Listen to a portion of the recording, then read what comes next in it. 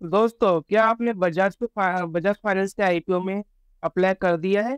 तो आज first day तो चला गया है, अब 2 दिन बाकी है।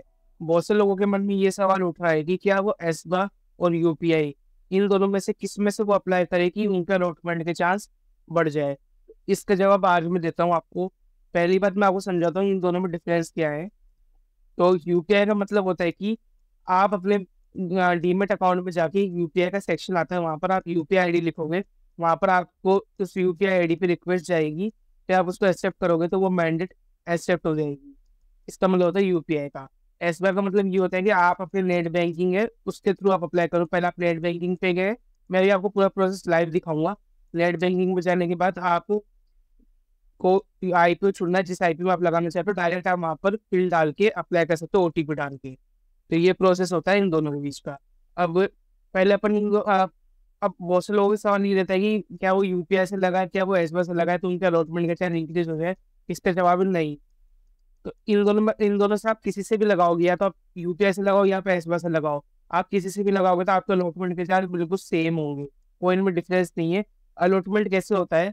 सबसे पहले आपके जो रजिस्ट्रार है, आपको आपके जो आईपी वो आपको लगाना पड़ता है।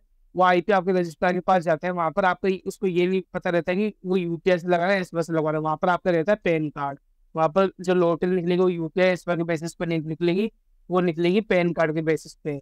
वहां पर आपका पैन कार्ड शो होगा। अगर वो पैन कार्ड में कोई गड़बड़ है तो वो रिजेक्ट हो जाएगी, सही है तो वो एक्सेप्ट हो जाएगी। फिर वो लॉटरी निकलती। तो आप किसी से भी लगाए, कोई डिफरेंस नहीं दोनों के बीच में। अब बात करते हैं दोनों लगाए कैसे अपन।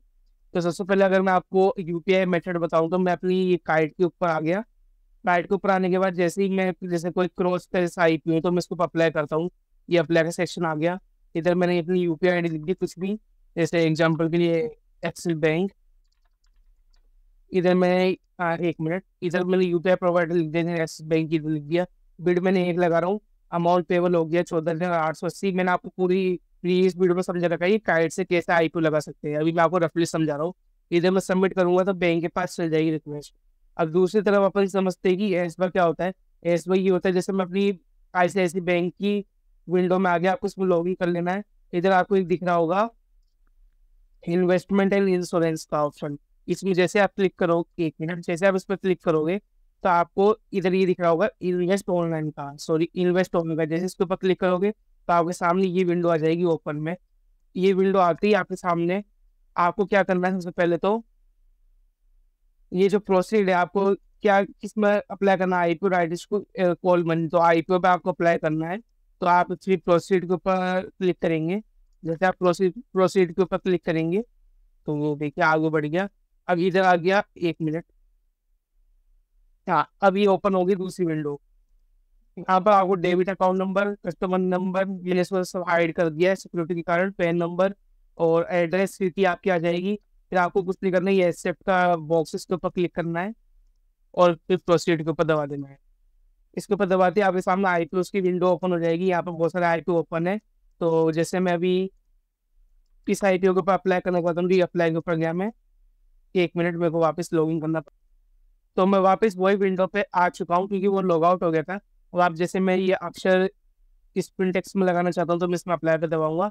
यहाँ पर ये विंडो ओपन होगी। यहाँ पर बैंक अकाउंट नंबर एनएसडीएल, इधर आपको सीडीएसएल चूज करना है अगर आप काइटो जरोदा स्टॉक से लगा रहे हो तो। इधर जैसे आप सीडीएसएल पे लगाओगे तो आपको डीपी अकाउंट आईडी में एंटर करनी है। यहाँ पर आपको बिल यहाँ पर 1 रख लिया, फिर आप कितनी लगाना चाहते हो क्वान्टिटी उसके हिसाब से सबमिट कर देना है, बस आपका आईपीओ लग चुका है। तो ये होता है एसबीआई का। एसबीआई का सब में सेम मेथड होता है, हर बैंक में ऐसे ही होता है।